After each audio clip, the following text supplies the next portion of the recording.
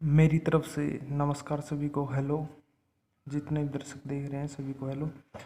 तो जो last video थी हमने उसमें देखा था कि फोर्स क्या होता है और उसकी प्रॉपर्टी पढ़ी थी, कैसे कैसे फोर्स अप्लाई होता है।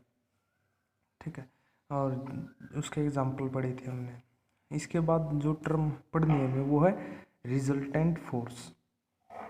इसका मतलब क्या होता है कि some time the force applied on an object is not sufficient to move the object. In such case one need to apply more force on the object.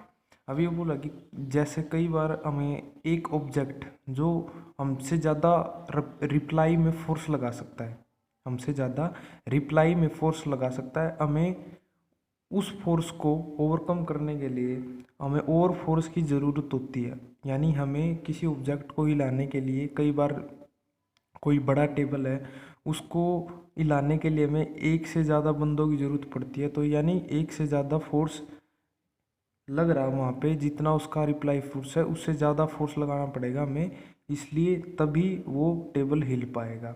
यानी हमें और ज़्यादा फोर्स लगाना पड़ेगा। For example A small boy can not push a heavy table. अब जो ये heavy table का इसने एग्जाम्पल दिया है, इसको अगर एक एक बच्चा हिलाता तो नहीं हिलता, दो तो नहीं, लेकिन तीन जब लग गए तो इस टेबल को हिला देते हैं, यानी इसको मूव करा देते हैं। तो ज़्यादा फोर्स की ज़रूरत होती है। Here each boy apply a force on the table. यहाँ पर हर एक बच्चा अपना अपना हिस्से का फोर्स लगा रहा है इस पर। 3 boys apply 3 forces on the table. अब एक के पास एक फोर्स है, दूसरे के पास दूसरा फोर्स, तीसरे के पास तीसरा फोर्स, तो 3 फोर्स अप्लाई कर रहा है इस टेबल पर। Further all the forces applied on the table are acting in the same direction. अब यहाँ पे हमें एक चीज़ और देखनी पड़ेगी, फोर्स सेम डायरेक्शन में लग रहा है या अपोजिट में। जब फोर्स सेम डायरेक्शन में लग रहा हो तो वो ऐड हो जाता है। ठीक है, जैसे अब सारे इसी तरफ फोर्स लगा रहे हैं, ये फर्स्ट वाला भी इस तरफ, सेकंड और थर्ड भी इस तरफ, तो तीनों का फोर्स ऐड होके तभी ये हिला पा रहे हैं इसको। यानी तीनों का फोर्स इस टेबल से ज़्यादा हो जाता है और इस तरफ मूव करवा देता है।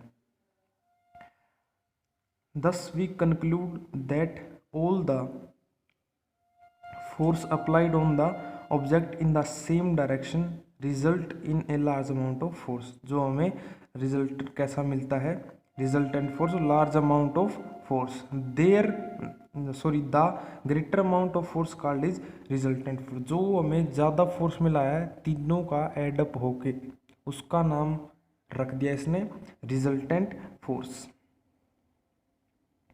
And it is the sum of the all the forces acting on the object in the same direction. जो ऑब्जेक्ट पर फोर्स लग रहा है तीनों का एडिशन होगा। ठीक है, तभी इसने लिखा है कि जो टोटल फोर्स है, ठीक है, तो ये टोटल फोर्स है इक्वल टू तीनों का add, F1 plus F2 plus F3।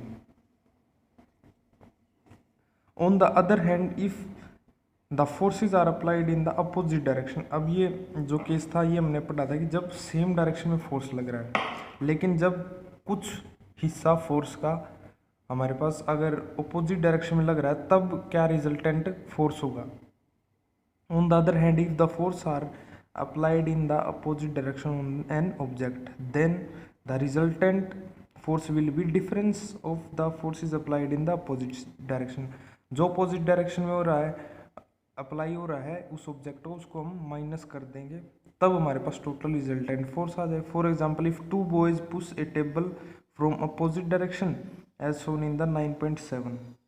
ठीक है, जैसे ये है, इसमें एक बच्चा अपोजिट डायरेक्शन में आ गया, ये इसके ये आपस में अपोजिट डायरेक्शन में आ गए इस टेबल के। ठीक है, इफ 2 फोर्सेज एक्टिव, 2 फोर्स लग रहे हैं तो रिजल्टेंट फोर्स क्या हो जाएगा, F1 माइनस F2। ठीक है, रिजल्टेंट फोर्स हो गया F equal to F1 minus F2। उसी तरीके से F equal to F1 minus F2 equal to 0। The table will not move at all, the resultant force is 0 in case of no force. अगर resultant जो force होता है वो हमारे पास 0 होता है, यानी इस तरफ से भी इतना ही फोर्स लग रहा है, 5 इधर से 5 न्यूटन फोर्स लग रहा है, इधर से भी 5 न्यूटन फोर्स लग रहा है तो रिजल्टेंट फोर्स हमारे पास 0 होएगा, यानी टेबल नहीं हिल पाएगा। ये कंडीशन होती है जब टेबल नहीं हिलेगा, उसका मतलब क्या होगा, रिजल्टेंट फोर्स 0 होगा अगर दोनों तरफ से फोर्स लग रहा है। The table will not move at all the 0 resultant force in case of no force acting on the table. However, if two forces F1 and F2 act on object toward the right and a force act F3 toward the left, then the resultant force on the object। अभी बोल रहा कि अगर 3 forces है, ठीक है, 2 तो एक डायरेक्शन में लग रहे हैं और एक उनके अपोजिट में है, तो 2 तो ऐड हो जाएंगे, एक हो जो तीसरा अपोजिट है उनके वो माइनस हो जाएगा। और रिजल्टेंट फोर्स की इक्वेशन F1 + F2 - F3। दस resultant force is the algebraic sum of all the forces. तो ये इसने कंडीशन दी है, जो रिजल्टेंट फोर्स होता है वो एल्जेब्रिक सम होता है किसी बॉडी पर जितने फोर्स लग रहे हैं उनका एल्जेब्रिक सम। Thank you. इस वीडियो को जितना हो सके लाइक और शेयर करें।